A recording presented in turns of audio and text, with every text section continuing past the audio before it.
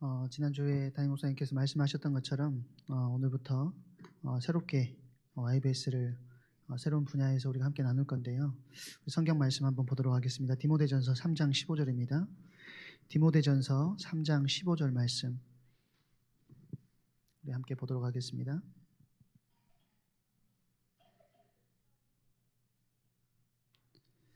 찾으신 줄 알고 우리 다 같이 합독하도록 하겠습니다.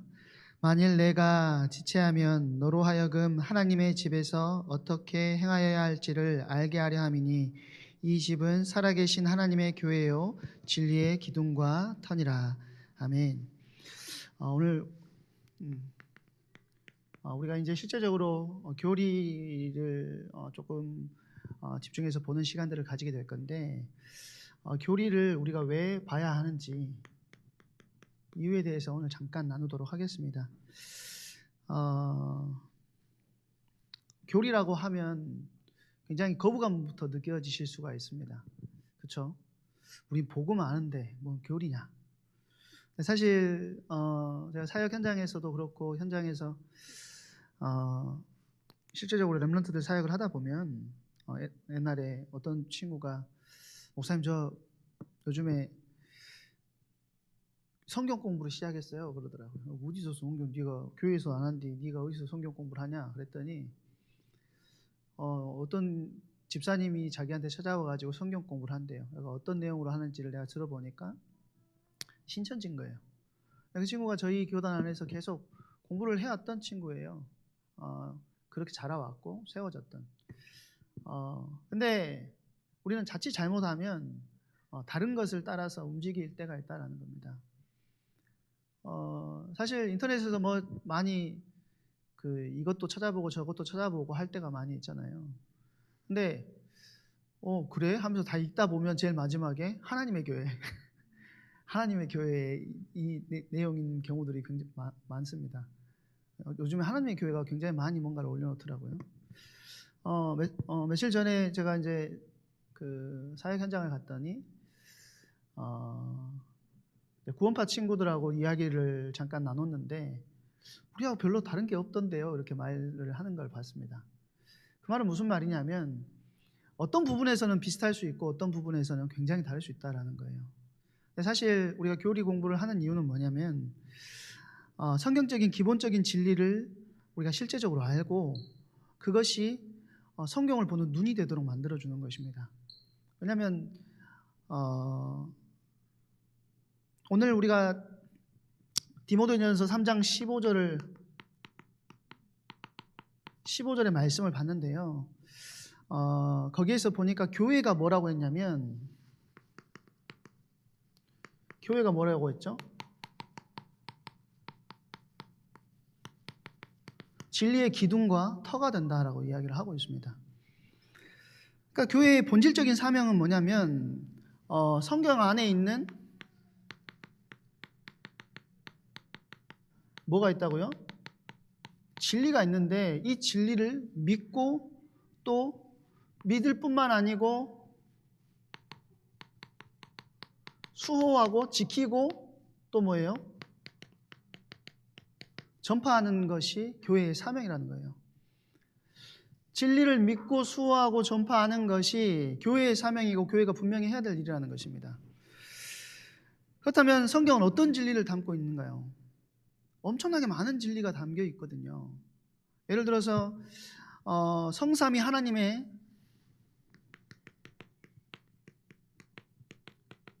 삼위일체에 관한 진리가 성경 안에 들어있고요. 또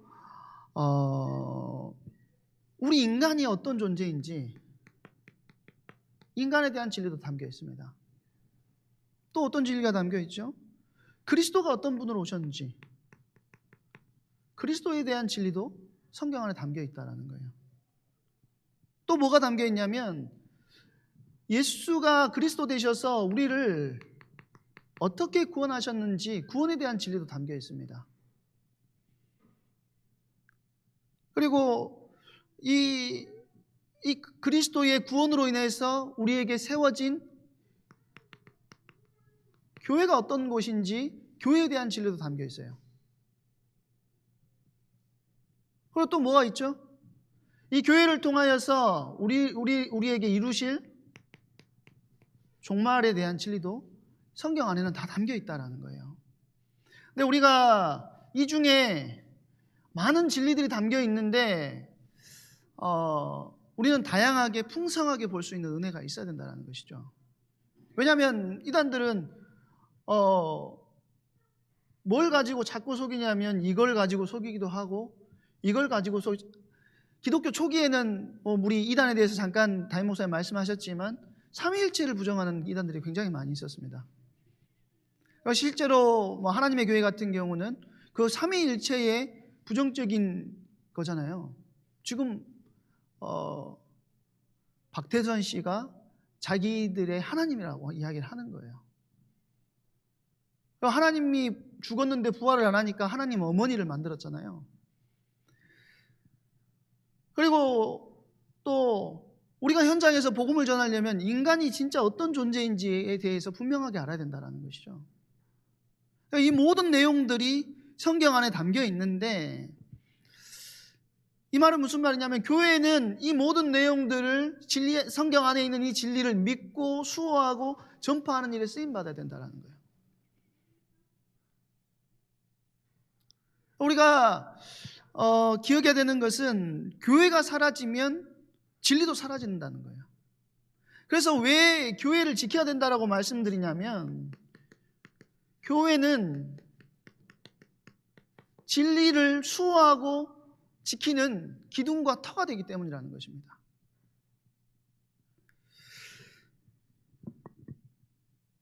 그래서 바른 교리와 잘못된 교회, 바른 교회와 잘못된 교회 이거 판단하는 기준과 또 건강한 교회와 병든 교회를 평가하는 기준이 뭐냐면 교회가 얼마나 이 하나님의 진리를 분명하게 바르게 믿고 있는가, 또 진리를 얼마나 바르게 가르치고 있는가가 판결의 기준이 된다는 것입니다.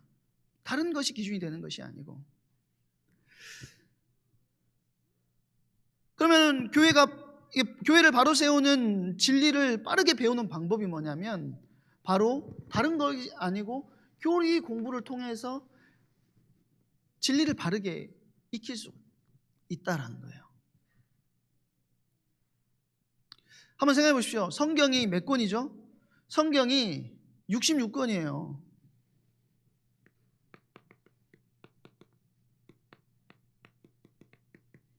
성경이 66권이고 또 그 안에 있는 장들을 계산해 보면 1189장.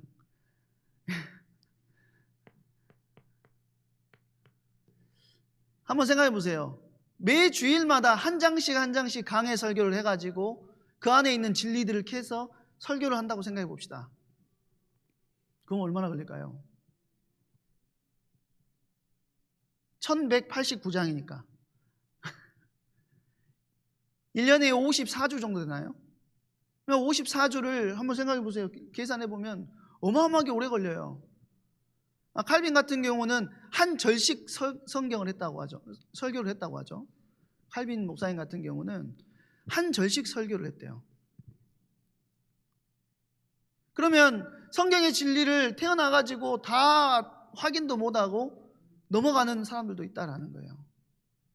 그러면 우리가 성경 안에 있는 진리를, 성경 매우 방대하고 성경이 가장 핵심적인 부분들이 많이 있기 때문에 이런 핵심적인 내용 혹은 핵심적인 진리를 뭐라고 이야기하냐면 그 짜내고 짜낸 진액들을 교리라고 하는 겁니다.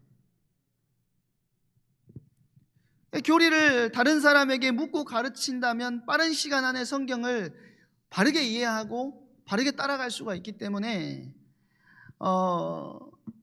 그래서 만들어진 것이 뭐냐면 교리문답이에요. 묻고 답하고 묻고 답하는 식으로 나와 있는 게 교리문답이라는 거죠. 그래서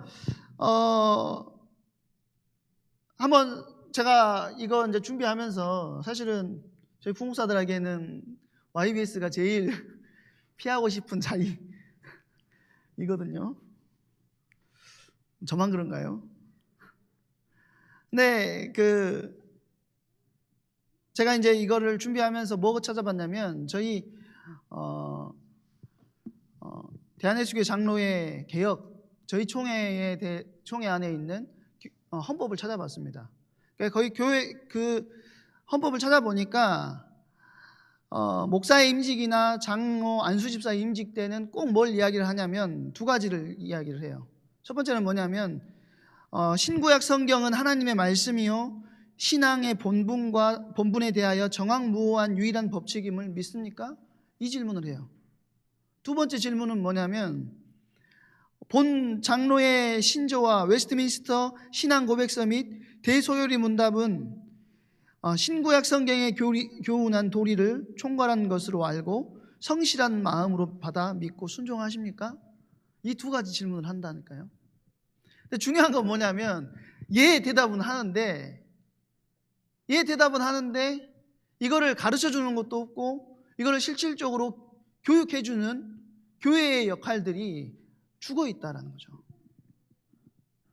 우리 교회 같은 경우는 이제 그걸 하기 전에 그걸 했다라고 이야기를 하더라고요. 사실 그 너무 감사한 거예요. 그런데 많은 교회들이 우리가 말하는 것처럼 늘 절대적인 진리인 복음에 대해서 이야기하지 않는 교회들이 많고 또 절대적인 진리인 복음에 대해서 이야기하지 않을 뿐만 아니고 시대가 가면 갈수록 뭐가 약해지고 있냐면 교리에 대해서 말하는 것이 점점 더 없어져 가고 있다는 거예요. 교리는 옛날 구닥다리가 아니라 성경의 핵심 진리라는 거예요. 우리가 왜 그걸 해야 돼? 율법의 시대가 갔는데? 아닙니다. 교리는 율법을 말하는 게 아니에요. 성경이 무엇을 말하고 있느냐? 성경이 이 속에서 우리로 하여금 하나님을 닮아가는 자로 세워지기 위해서 무엇을 하기를 원하는지, 그리고 어떻게 우리가 그리스도를 닮아내는 삶을 살아낼 수 있을 것인지를 분명하게 이야기해 주는 것이 성경인데, 그 성경의 기본 진리를 요약해 주는 것이 교리라는 것입니다. 그러면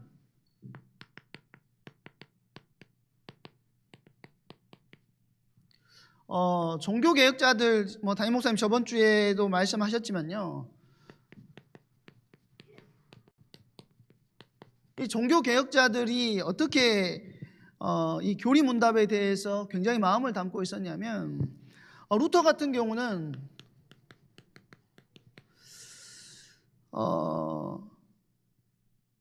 교리문답을 매우 중요하게 생각했어요. 그래서 목회자를 위한 대교리 문답과 또 어린이를 위한 소교리 문답을 만들었습니다.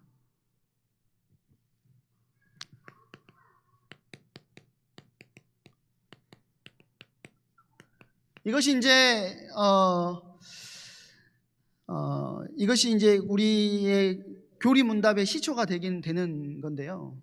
루터가 목회자를 위한 대교리 문답과 소교리 문답을 만들었을 뿐만 아니고, 자기가 많은 책들을 쓰고 많은 노력들을 했지만 사실은 모든 책들이 다 불타 없어진다 그래도 자기가 썼던 의지의 속박이나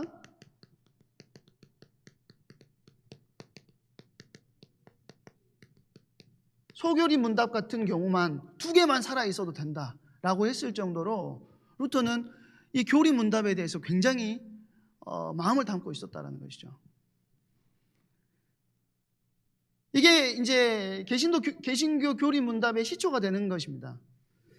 이게 제가 판서를 이래서 안 하려고 하는데요. 근데 교리 문답을 강조한 것은 또 칼빈도 마찬가지입니다. 칼빈 같은 경우는 사실 칼빈은 신학자가 되고 싶어 하지 않았어요. 칼빈은 어떤 교회를 맡고 이제 종교개혁자라고 지금 불리고 있지만, 칼빈이 원했던 것은 뭐냐면 에라스무스와 같은 인문주의자가 되는 것이 자기의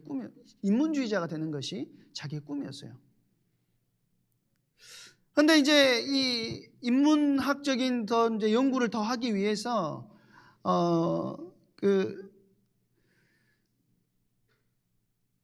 어떤 지역으로 가던 중에 누구를 만났냐, 어느 지역에 하루를 묵게 되냐면 제네바라는 지역에 하루를 묵게 되는 거예요. 제네바에 하루 묵으면서 이제 있는데 칼빈이 썼던 기독교 강요를 읽었던 제네바의 종교 개혁자였던 파렐이라는 사람이 칼빈을 찾아오는 겁니다. 우리 지역에서 지금 우리가 종교 개혁하고 있는데 당신이 나랑 같이 했으면 좋겠다. 칼빈은 전혀 그런 쪽에 설교를 해본 적도 없고 앞에서 뭔가를 해본 적이 없는 사람이기 때문에 절대 안 한다라고 이야기를 합니다. 그때 파렐이 뭐라고 이야기를 하냐면 당신은 하나님께서 치실 거다. 당신 너무 자기만 생각하는 사람이다. 이렇게 이야기하면서 하나님이 당신을 치기를 원하신다. 이렇게 말을 하는데요. 그 말에 칼빈이 하나님의 부르심으로 인정을 하고 그 지역에 제네바 지역에 종교 개혁자로 세워지는 거예요. 그리고 나서 칼빈이 그 제네바 현장에서 가장 먼저 했었던 게 뭐냐면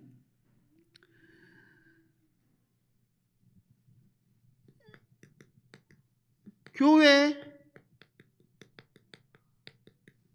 설립 시안이라고 하는 조항을 만들어요. 교회 설립 시안이라고 하는 조항을 만들고 이 안에는 뭐가 들어있냐면 신앙 고백서가 들어있고 또 신앙 교육서가 들어있습니다.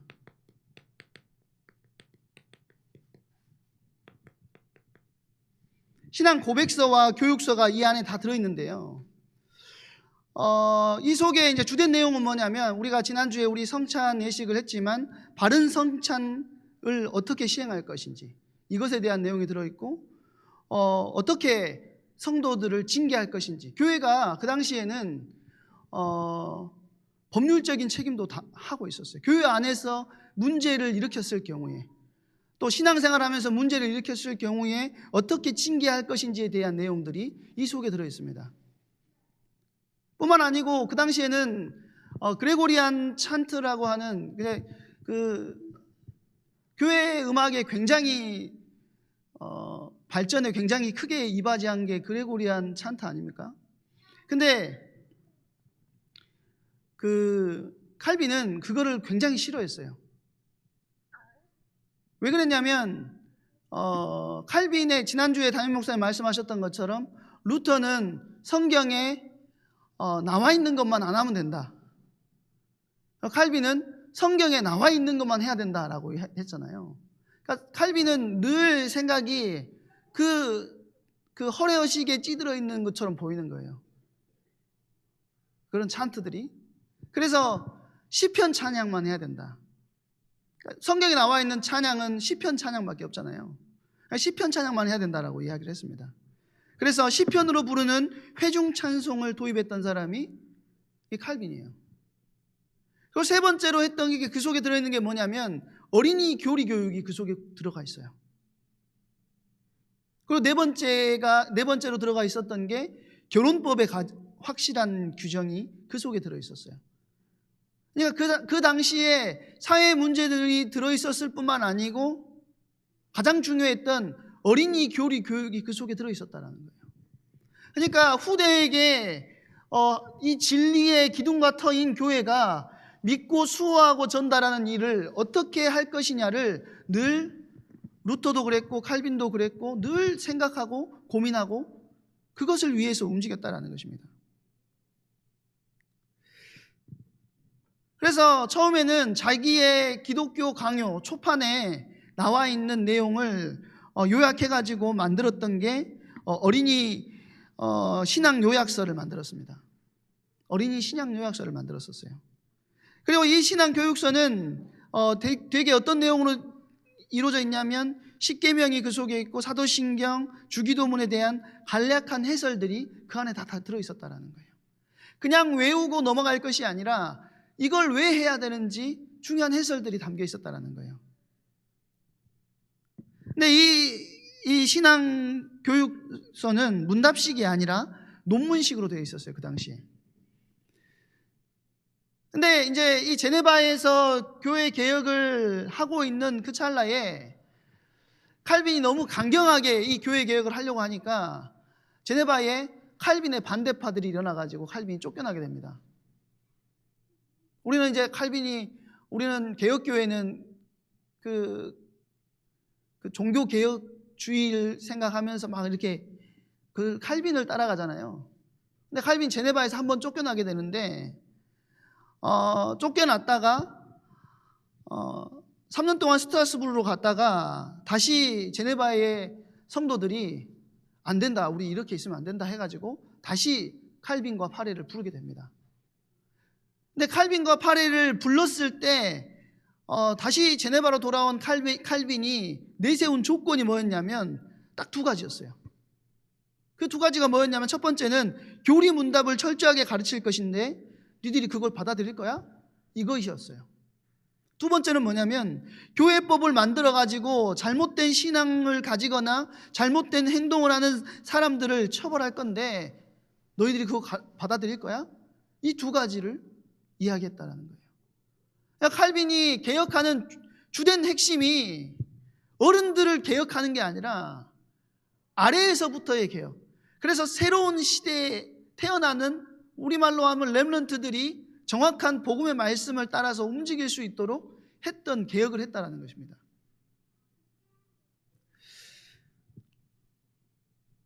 제네바에서 이것을 동의하게 됐고 1541년에 제네바에 도착한 지 20여일 만에 제네바 교회법을 의회에 제출하는 거예요. 아예 그냥 교회 안에서 제대로 된 법을 만들어가지고 그것에 따라 움직일 수밖에 없도록 만들었다라는 거죠. 근데 이제 이 교회법 안에 필수사항으로 집어넣었던 게 뭐냐면 어린이들을 위한 교리 교육을 필수사항으로 집어넣습니다. 그러니까 모든 교회는 주일 종호에 어린이들에게 교리 교육을 해야 된다고 이거를 필수사항으로 집어넣은 거예요. 어린이들이 우리 이제 성찬 예식 때는 담임 목사님이 어린이들은 그걸 이제 하지 말라 이렇게 말씀하셨는데, 교리 문답을 통과하고 난 뒤 이제 시험을 봤는데요. 교리 문답 시험을 통과하고 난 뒤에 그때부터 성찬을 참여할 수 있게 해줬어요. 어린이들도. 어린이들은 이제 또 효과적으로 교육하기 위해서 1542년에 제네바에 교리 문답서를 만드는데 373개의 항목으로 된 교리 문답서를 만들었어요. 그래가지고 이 373개를 55개의 범주로 나눠가지고 매 주마다 그 범주 안에 있는 것을 전달할 수 있게끔, 아이들에게 전달할 수 있게끔 만들어줬다는 거죠. 칼빈을 대표로 하는 이 개혁주의 전통이 이제 후에는 어떻게 됐냐면, 스위스나 독일, 또 헝가리, 폴란드, 네덜란드, 프랑스, 스코틀랜드, 잉글랜드, 또 영국의 식민지였던 미국에까지 확산돼가지고 우리가 지금 지난주에 담임 목사님 말씀하셨던 16세기, 17세기에 신앙 고백서와 교리 문답서가 어마어마하게 쏟아지게 됐습니다.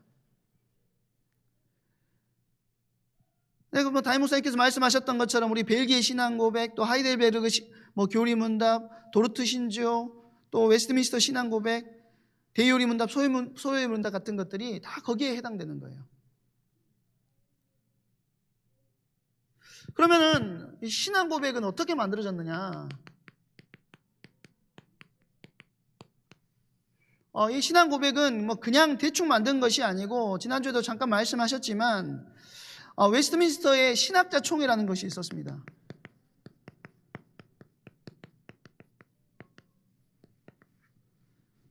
신학자 총회를 매 주일마다 열었는데요. 매 주일에 연 게 아니고 월, 화, 수, 목, 금. 그러니까 토요일, 주일 빼놓고는 5일 동안 매일마다 열었어요. 신학자 총회를. 이 신학자 총회를 몇 년 동안 열었냐면 5년 6개월 동안 신학자 총회를 열어가지고 영국의 각 지역을 대표하는 구의 각 지역을 대표하는 목사나 신학자, 대학을 대표하는 신학자, 그리고 각 의회를 대표하는 의회 안에도 그 당시에는 신학자들이 있었어요. 신학을 공부한 의원이죠. 그런 신학자들이, 그 신학자인 의원들이 모여가지고 이 회의를 진행을 하게 됐는데요. 이 사람들이 총 몇 명이 모였냐면 151명이 계속해서 모였어요.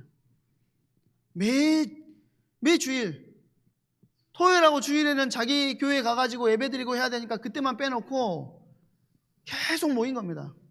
그냥 잠깐 뭐 이야기해가지고 만들어진 것이 아니라는 거죠. 5년 6개월 동안.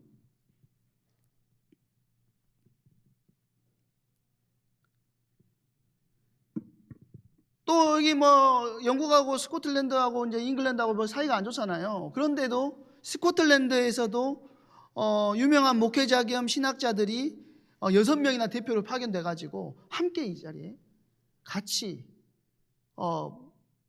왜냐하면 정확한 교리의 내용들을 정리해서 후대들에게 전달하기 위해서.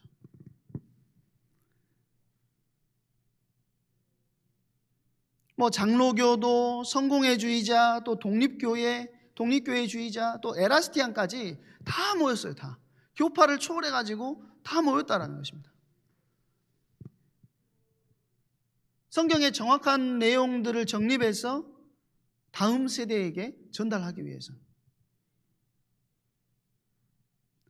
사실 총회 임무는 원래는 뭐였냐면 잉글랜드 교회의 신앙 고백인 39개조를 원래 개정하려고 그랬는데 이걸 개정하고 또 개정하다 보니까 새로운 신조, 교리문답, 예배모범, 교회 정치에 대한 문서들을 만들게 된 거예요.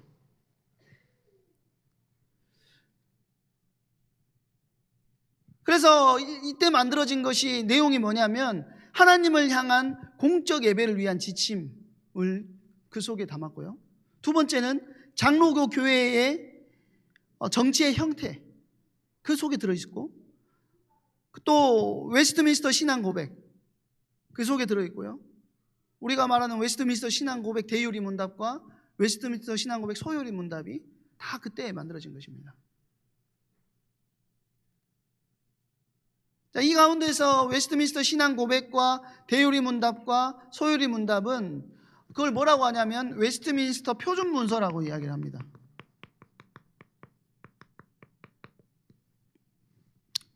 웨스트민스터 표준 문서라고 이야기를 하는데 웨스트민스터 신앙 고백은 기독교 교리 전체를 요약한 것이고, 대요리 문답은 누구를 대상으로 한 거냐면 성인을 대상으로 만들어진 것이 대요리 문답입니다.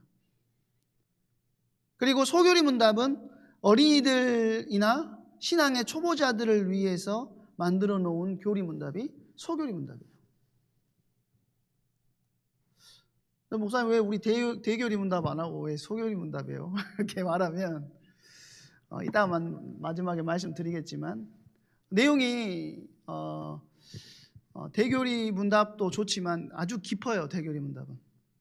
소교리 문답은 우리 성도님들이 편안하게 접근하고 또 깊이 누릴 수 있는 내용들이 담겨 있기 때문에 그것을 나누기로 했습니다.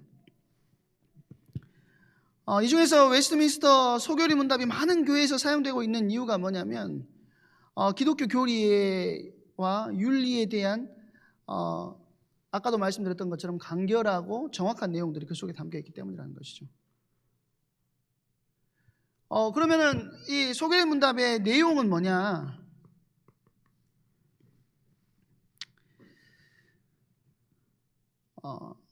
이제 전체가 몇 개의 문항으로 나눠져 있냐면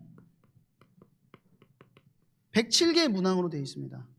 전체가 107개의 문항으로 되어 있는데 그 속에서 우리가 믿어야 될 내용이 우리의 믿음에 관한 내용이 1번부터 38번까지의 문항에 나와 있습니다.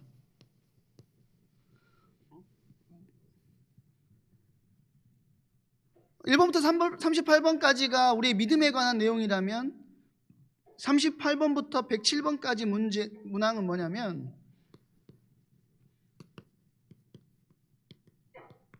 그 믿음 안에서 어떤 삶을 살아야 될 것이냐가 39번부터 107번까지의 문항에 나와 있다라는 거예요.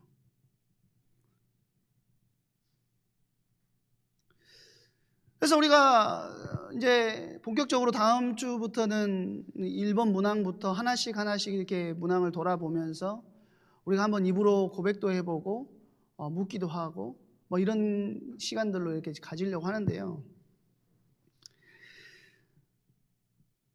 아까도 말씀드렸다시피 왜 우리가 웨스트민스터 소교리 문답을 가르치고 공부해야 되냐면, 첫 번째로 소교리 문답 속에는 뭐가 있냐면 성경의 핵심 내용, 성경의 핵심 교리가 짧고 정확하게 표현되어 있다는 거예요. 그래서 성경의 전체 교리를 한눈에 볼 수 있다는 것이죠. 그래서 소교리 문답을 우리가 잘 돌아보고 좀 확인하게 되면 성경의 기본적인 교리를 가장 빠르게 간결하게 공부할 수 있게 되는 것입니다. 두 번째는 웨스트민스터 소교리 문답은 어떤 것을 가지냐면 굉장히 역사적으로 굉장히 중요성을 가지고 있습니다. 종교개혁의 신앙적인 유산임과 동시에 이거를 공부함을 통해서 역사적으로 바톤을 이어오는 그 신앙의 내용들을 우리가 정확하게 정립할 수 있게 되는 거예요. 초대교회에서 중세교회로, 중세교회에서 교회 개혁을 했던 그 시대로, 그리고 교회 개혁했던 그 시대에서 근대교회로, 근대교회에서 지금 우리에게까지 바톤을 이어서 전달되어 온 교리의 정확한 내용들이 지금 웨스트민스터 신앙 고백서 안에 담겨져 있다는 거예요. 기독교의 바른 교리가 사도시대부터 오늘날까지 계속 이어져 오고 있는데, 우리의 사명은 다음 세대에게 이 교리를 전달해 줘야 된다는 거예요. 너 하나님의 자녀야, 예수 믿어야 돼. 맞습니다. 이걸 전달해 줘야 되죠. 그렇지만 더 정확한 성경에서 네가 어떻게 하나님의 자녀가 됐는지, 하나님께서 어떻게 나를 부르셨는지, 그리고 하나님이 너를 얼마나 사랑하시는지를 성경적 근거를 가지고 정확하게 이야기를 해주는 것이 이 교리 문답을 통해서 확인할 수 있게 된다는 거예요.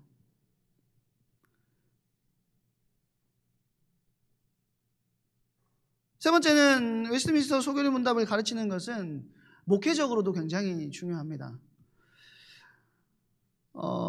현대교회의 가장 큰 문제 중에 하나는 뭐냐면 많은 교회들이 아까도 처음에 말씀드렸던 것처럼 교리 불감증에 빠져 있다는 거예요. 교리 불감증에 빠져 있어요. 교리를 이야기하는 것을 싫어하고 지겨워합니다. 그래서 친근한 목사, 편한 목사를 좋아해요. 맞죠? 친근한 목사, 편한 목사, 그리고 친근한 말씀, 편한 말씀을 들으면 너무 좋겠죠. 그렇지만 그 안에도 분명한 하나님께서 주시는 이 진리의 말씀이 그 편한 말씀 속에서 은근하게 전달되어져야 되는데 그러지 못할 때가 너무 많다라는 겁니다.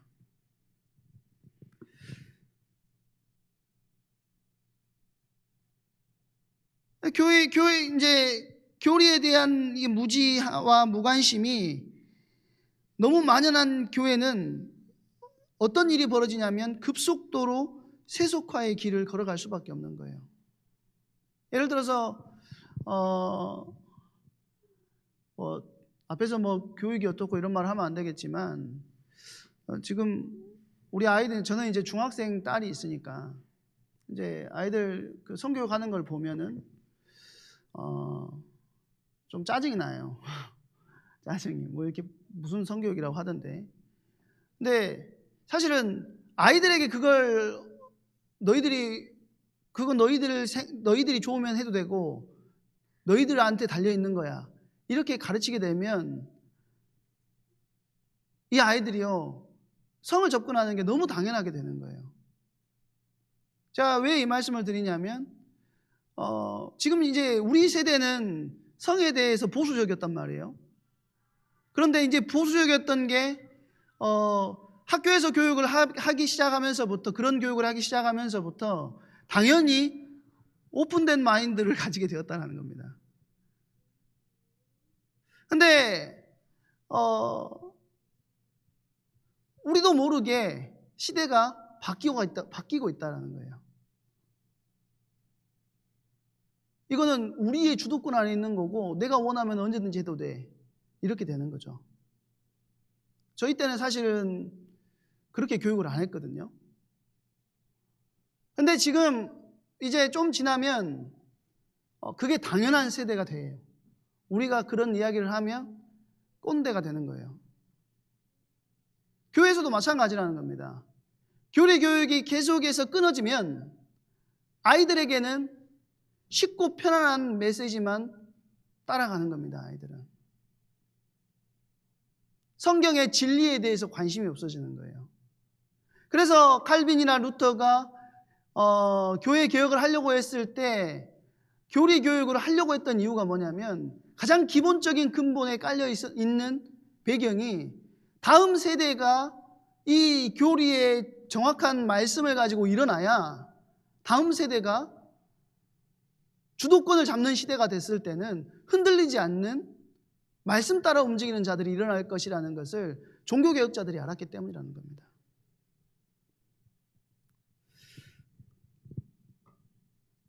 성경의 교리를 우리가 알지 못하면 세상 정신과 세상 풍조에 물드는 것은 시간 문제라는 거예요.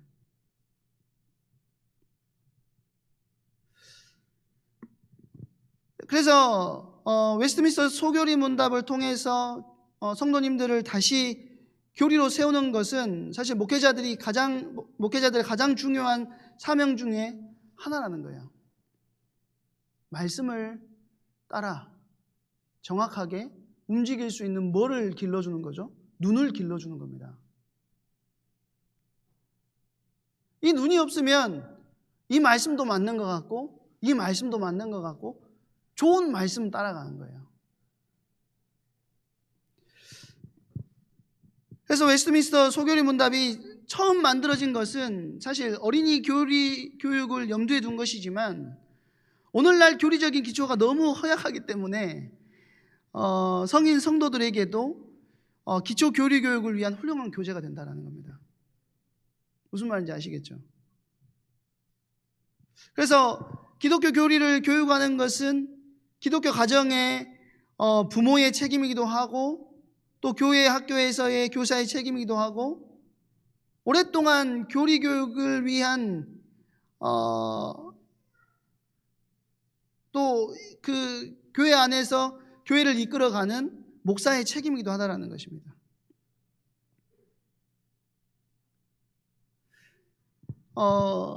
오늘 두서없이 우리가 웨스트민스터 소교리 문답을 함께 봐야 될 이유에 대해서 잠깐 나눴는데요. 이제 다음 주부터는 실제적인 질문과 답변을 하는 식으로 그렇게 진행을 해 나가고자 합니다. 여러분들이 좀 마음에 담고 이 시간에는 사실은 어른들만 사실은 오시면 안 된다고 저는 생각해요. 아이들도 데려와야 된다고 생각합니다. 물론 담임 목사님 하시면 제일 좋겠지만, 담임 목사님이 오늘이랑 다음 주는 이제 안 계시기 때문에 제일 저희 교회 안에서 쉬운 것도 어렵게 말하는 사람이 앞에 서 있어서 조금 안타깝긴 한데 계속해서 그 교리 교육을 통해서 우리가 믿는 하나님, 우리를 사랑하신 하나님이 어떤 분인지를 더 깊이 알고 더 깊이 누리고 확인하는 중요한 은혜를 체험하시기를 바랍니다. 우리 이 시간에 같이 합심해서 한 번만 기도하도록 하겠습니다. 이 시간에 기도할 때